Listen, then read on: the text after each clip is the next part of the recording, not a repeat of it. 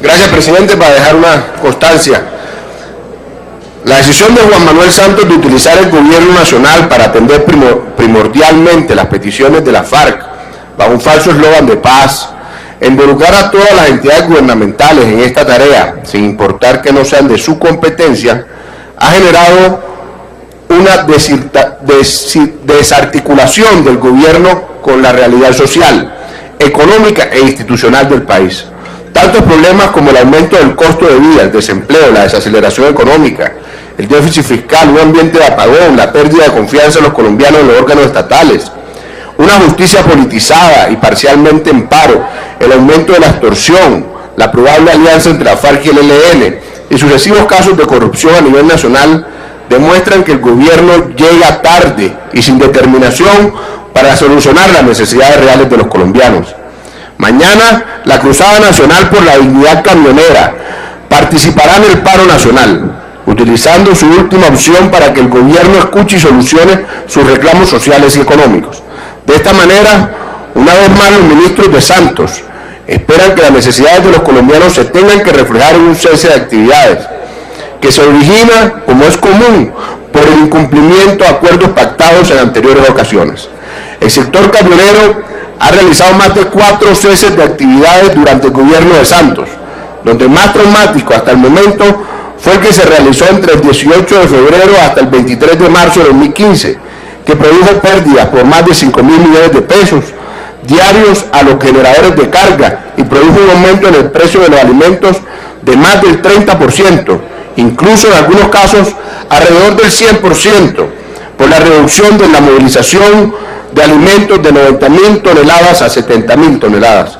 La Cruzada Nacional por la Dignidad Camionera retoma mañana un cese de actividades por el incumplimiento del gobierno a los acuerdos celebrados en el 2015 y por no cumplir lo previsto en el decreto 228 de 2013. Por esta razón vuelve a alzar la voz del sector para reiterar el abandono del gobierno, la inseguridad en las vías, la no reducción del precio de la gasolina en proporción con la caída de los precios del petróleo, las altas tarifas de los fletes, las tarifas de los fletes, presuntos hechos de competencia desleal y el aumento desconsiderado de peajes en las vías. Una vez más, el gobierno de Juan Manuel Santos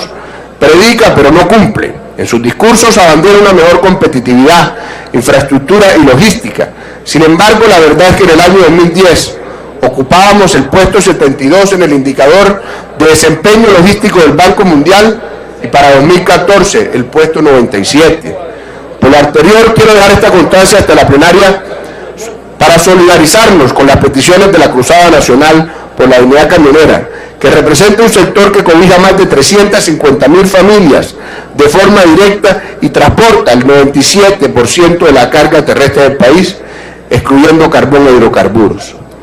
De lo contrario, continuar con el modelo de Santos de gobernar a espaldas de los colombianos, como en la venta de Isagen, de negar la realidad como el tal paro no existe o la economía va bien, de mentir a los ciudadanos, como con la firma del acuerdo en meses, luego a finales de 2014 y por último el 23 de marzo que ya sabemos no se va a cumplir, de no anticiparse a los problemas y tomar correctivos,